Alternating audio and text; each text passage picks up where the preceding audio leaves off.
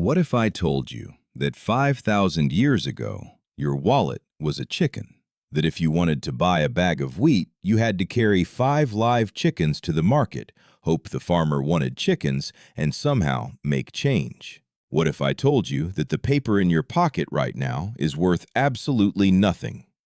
Not because you are poor, but because money has never actually existed. This is the story of the greatest trick humanity ever played on itself. This is the story of money. For most of human history, there was no money. If you needed something, you traded something else for it. A farmer with extra wheat traded it for tools. A fisherman with extra fish traded them for clothing. Simple, logical. But here's the problem. What if the blacksmith does not want fish today? What if you have 3 cows, but you only need half a pot? You cannot cut a cow in half. This problem, economists call it the double coincidence of wants. Both people must want exactly what the other has, at exactly the same time. In a small village of 20 people, this works. But as societies grew, as cities appeared, as trade routes expanded across continents, barter became impossible. Imagine trying to buy a house with chickens. How many chickens is a house worth? Who decides? What if the seller wants goats instead? The ancient world needed something new, something that everyone would accept, something that could represent value without being value itself. They needed a lie that everyone agreed to believe. The first forms of money were not coins. They were not paper. They were salt, shells, pieces of animal skin. Anything that people agreed had value.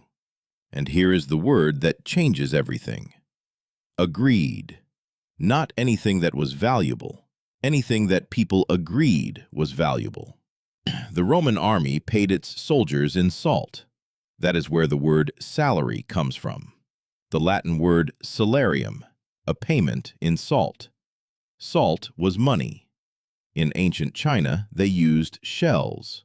In parts of Africa, they used cloth. In the Americas, they used cocoa beans. All of these things had one thing in common. They were not valuable because of what they were. They were valuable because everyone agreed they were valuable. Then came metal.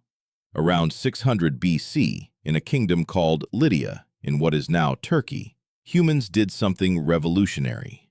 They took pieces of gold and silver and stamped them with a mark. An official mark. That mark meant this piece of metal has been weighed and certified. You can trust it. The coin was born, and with it, the first time in history that a government guaranteed the value of money.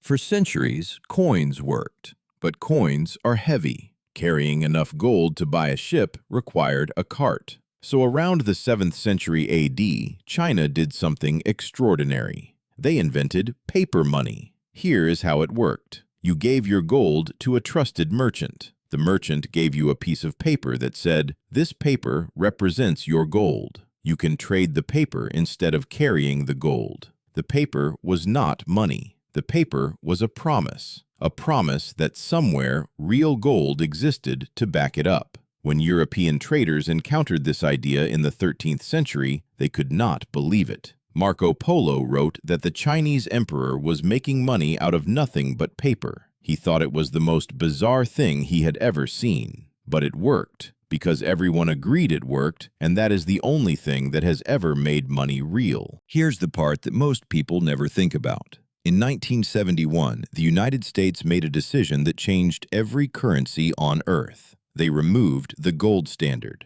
Before 1971, every dollar was backed by real gold. The government promised that if you brought your dollars to the Treasury, they would give you gold in return.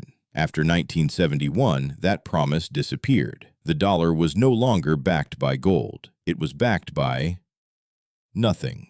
Just the belief that it had value. Just trust. And here's what this means for the money in your wallet right now. That paper is not backed by gold. It is not backed by silver. It is not backed by anything physical. Its entire value rests on one thing, the collective belief of billions of people that it is worth something. If everyone, all at once, stopped believing a currency had value, it would become worthless paper by morning. This has actually happened. In 1923, Germany, inflation became so extreme that people needed wheelbarrows full of money just to buy bread. The money did not change, the belief did. Money is the most powerful shared illusion in human history, more powerful than religion, more powerful than government, because unlike those, money works across every language, every border, every enemy line. A soldier and his enemy both accept the same coins. Today, most money does not even exist as paper. 97% of the world's money exists only as numbers on screens. Not coins, not notes.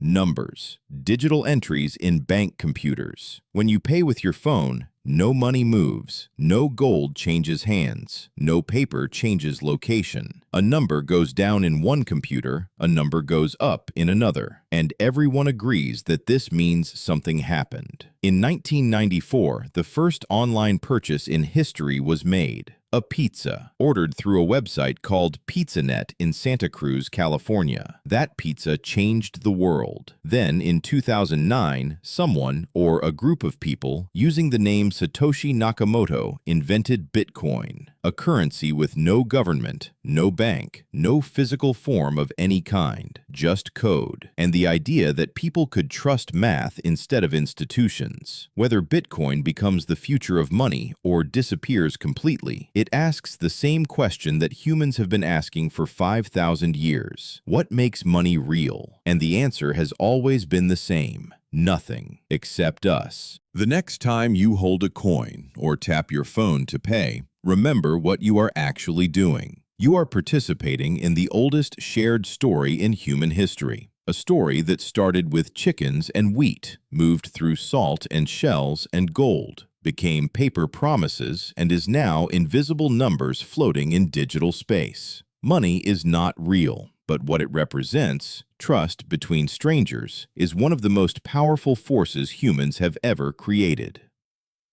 From 5 chickens in a market 5,000 years ago to a number on a screen today, the story of money is the story of human trust.